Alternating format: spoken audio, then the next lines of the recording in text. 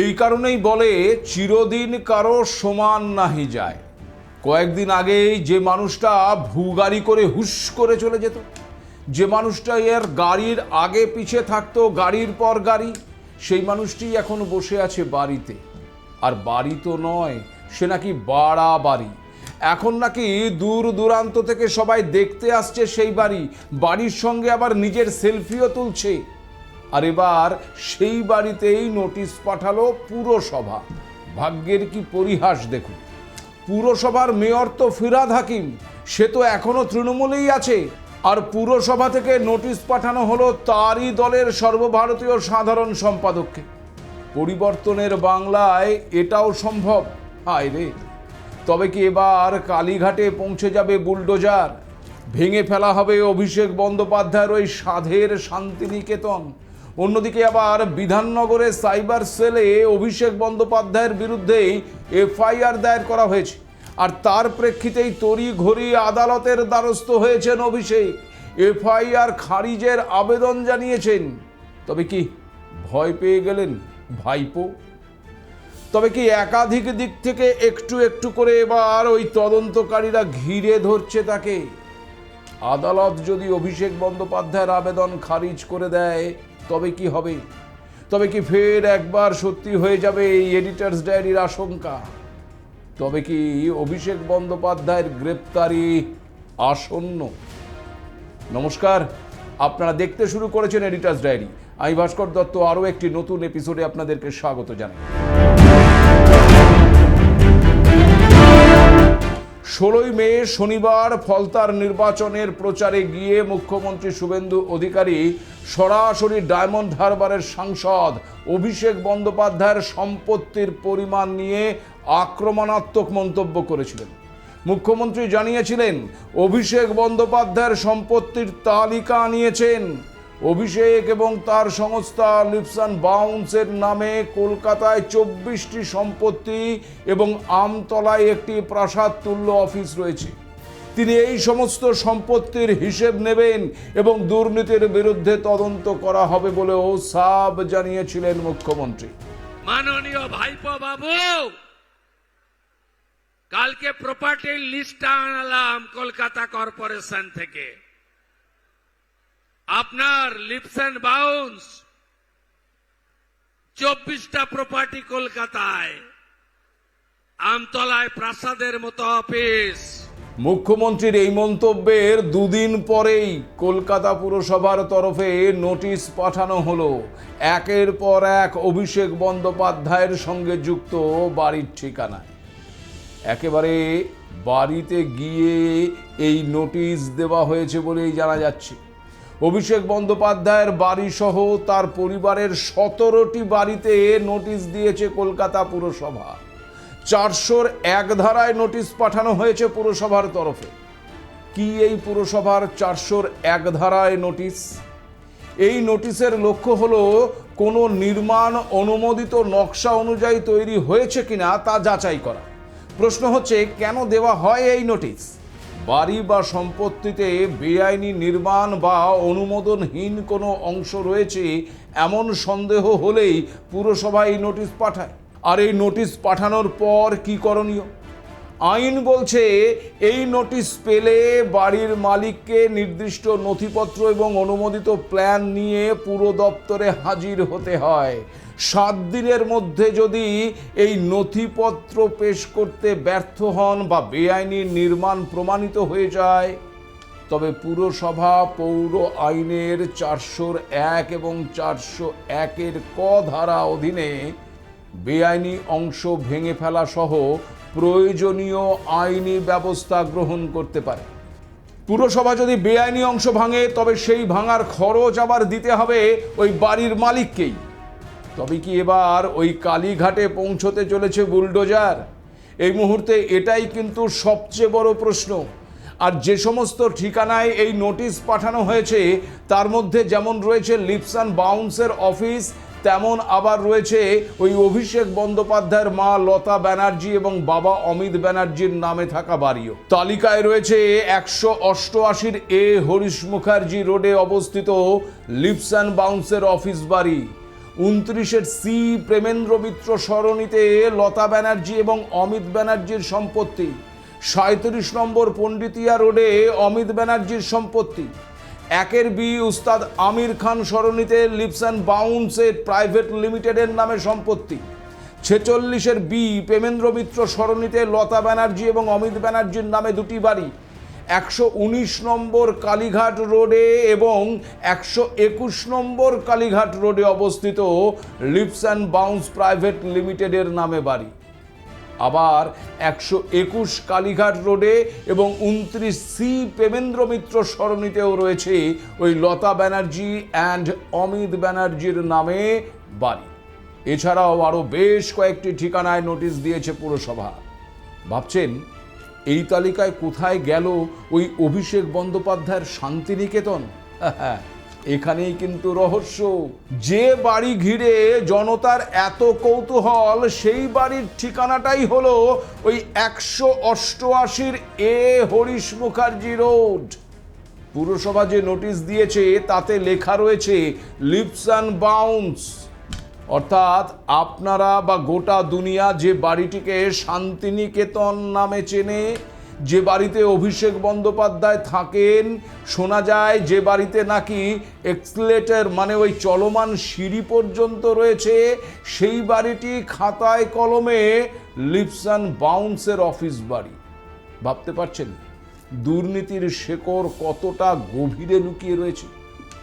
আর সম্পত্তির বহর তো দেখছেন, তালিকা দেখতে দেখতে মনে হবে যে গোটা কালীঘাট এলাকাটাই ওই অভিষেক ব্যানার্জির বাড়ি, অফিস কিংবা তার আত্মীয়দের বাড়িতেই ভর্তি। ও থুরি, অভিষেক বন্দ্যোপাধ্যায়ের বাড়ি বলে ফেলেছি।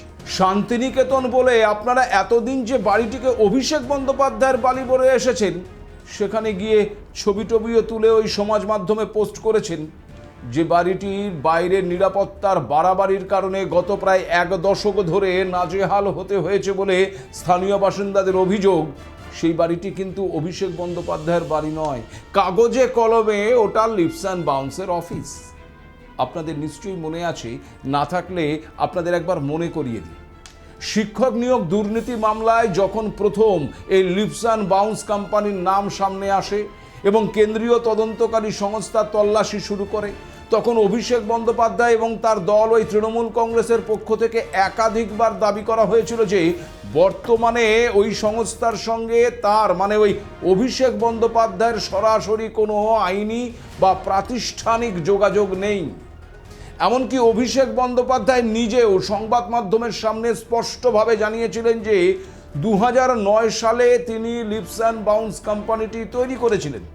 2012 সালে এটি প্রাইভেট লিমিটেড কোম্পানি হয় এবং তিনি এর অন্যতম ডিরেক্টর ছিলেন।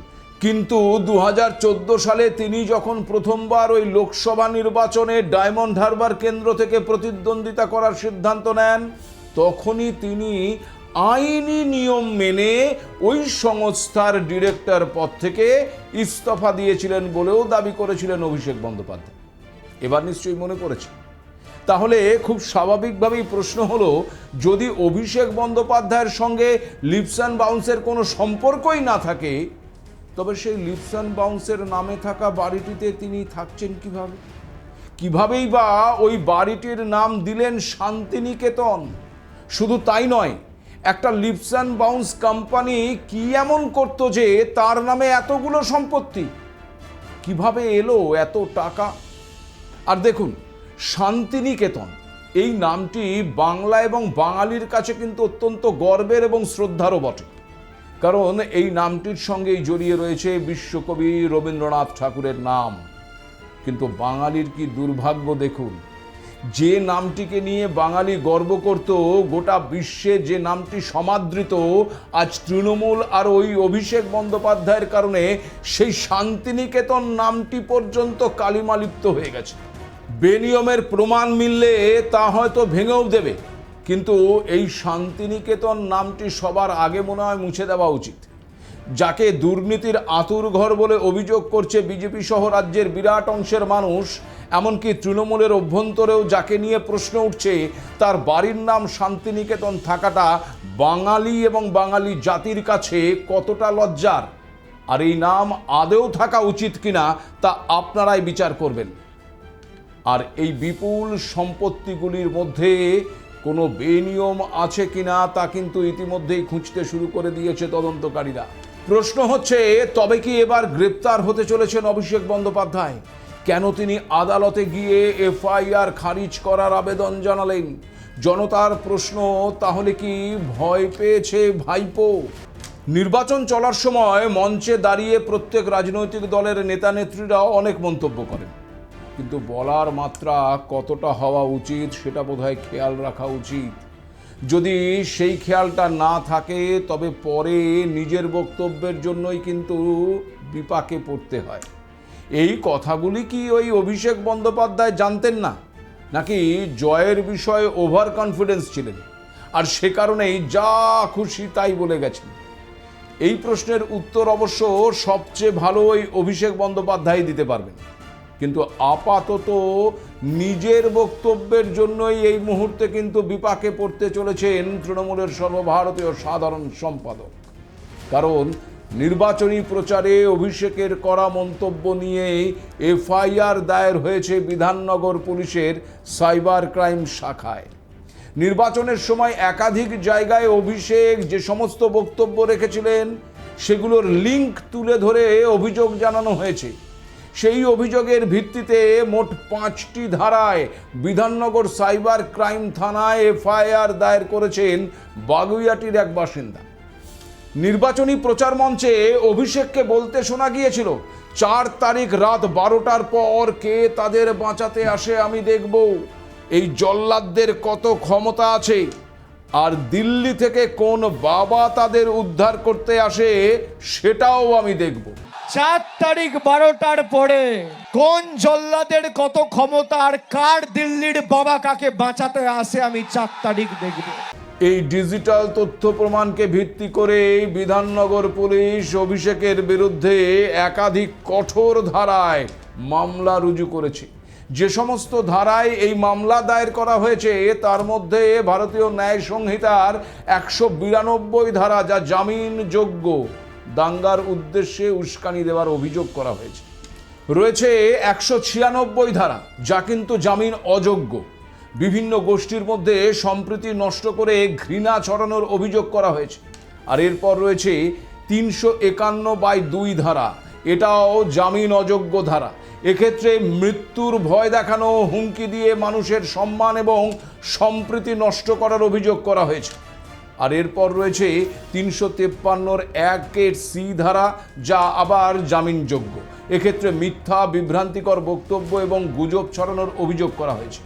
আর এর সঙ্গে রয়েছে জনপ্রতিনিধিত্ব আইনের 123(2) এবং 125 ধারা প্রয়োগ করা হয়েছে। নির্বাচনের প্রচারে বিভিন্ন ধরনের বক্তব্য দিয়ে মানুষ এবং বিভিন্ন গোষ্ঠীর মধ্যে চাপ তৈরি করার অভিযোগ করা হয়েছে। অর্থাৎ যে 5টি ধারায় এফআইআর দায়ের করা হয়েছে তার মধ্যে দুটি জামিন অযোগ্য। গুরুতর ধারা রয়েছে এগুলো, যা কিন্তু কপালে চিন্তার ভাঁজ বাড়িয়েছে অভিষেক বন্দ্যোপাধ্যায়ের।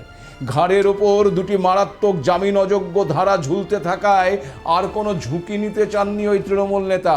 নিম্ন আদালতের পথে না গিয়ে তিনি সরাসরি একেবারে কলকাতা হাইকোর্টের দরজায় কড়া নেড়েছেন।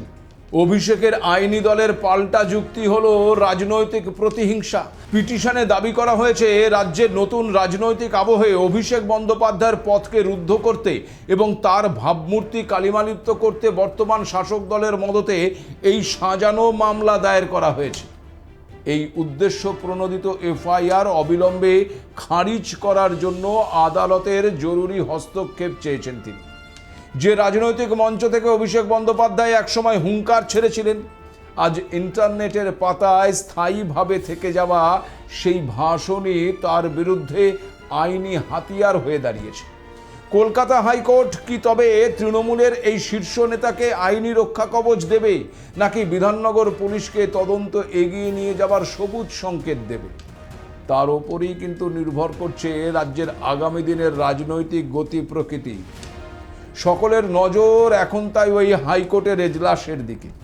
আর এই টানটান উত্তেজনার মাঝে আপনাদের একটা বিষয় জানিয়ে রাখি, গত সোমবার অনলাইনে হাইকোর্টে এই আপিল করেছিলেন অভিষেক বন্দ্যোপাধ্যায়, আর এরপর আবার মঙ্গলবার 19 তারিখ লিখিতভাবে মামলা দায়ের করা হয়েছে।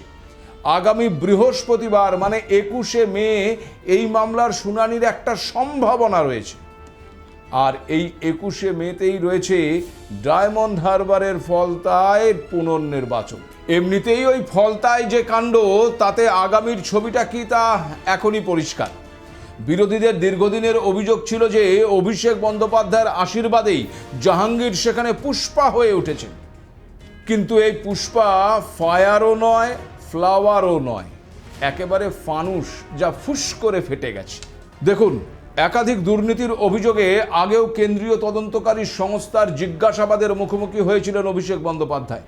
আর সম্প্রতি রাজ্যে ঘটে যাওয়া রাজনৈতিক পরিবর্তনের পর তার উপর চাপ কিন্তু ক্রমশ বাড়ছে।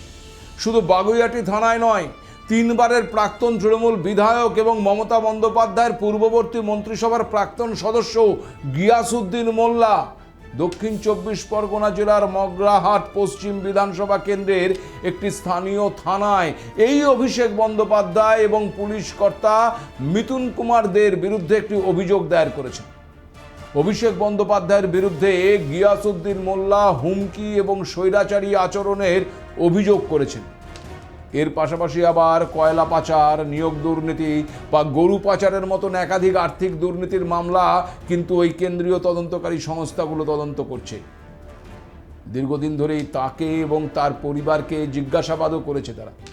সুপ্রিম কোর্ট এবং হাইকোর্টের আইনি রক্ষা কবচ তাকে রক্ষা করেছে। আগামী বৃহস্পতিবার যদি হাইকোর্টে মামলার শুনানি হয় এবং সেই শুনানিতে আদালত যদি অভিষেক বন্দ্যোপাধ্যায়ের পিটিশন খারিজ করে দেয় এবং কোনো রক্ষা কবচ না দেয়, তবে কিন্তু অভিষেক বন্দ্যোপাধ্যায়কে গ্রেপ্তারের সম্ভাবনা তৈরি হতে পারে। একদিকে নতুন এফআইআর, তা নিয়ে আইনি জটিলতা, অন্যদিকে কলকাতা পুরসভার তরফে নোটিশ যে অভিষেক বন্দ্যোপাধ্যায়ের উপর চাপ বৃদ্ধি করছে, তা কিন্তু বলছে রাজনৈতিক মহল। গোটা রাজ্য জুড়ে একের পর এক তৃণমূল নেতা গ্রেপ্তার হচ্ছে। শুধু হেভিওয়েটরাই নয়, জেলা স্তরেও একাধিক তৃণমূল নেতা গ্রেপ্তার হয়েছে, যা কিন্তু চাপ বাড়িয়েছে দলীয় নেতৃত্বের ওপরেও। প্রশাসন যেভাবে ধীরে ধীরে অভিষেক বন্দ্যোপাধ্যায়কে চারিদিক থেকে ঘেরা শুরু করেছে, তাতে তার গ্রেপ্তারের সম্ভাবনা কিন্তু উড়িয়ে দেওয়া যাচ্ছে না। যদি আদালত থেকে কোনো রকম কোনো রক্ষা কবচ আনতে না পারেন, তবে যে পরিস্থিতি জটিল হতে পারে তা কিন্তু বলাই যায়। ফলে আগামী কয়েকটা দিন যে অত্যন্ত গুরুত্বপূর্ণ তা মনে করা হচ্ছে। আমাদের নজর থাকবে প্রতিটি মুভমেন্টের উপর, আর আপনাদের নজর থাকুক এডিটরস ডায়েরির দিকে। আজ এ পর্যন্তই, নমস্কার।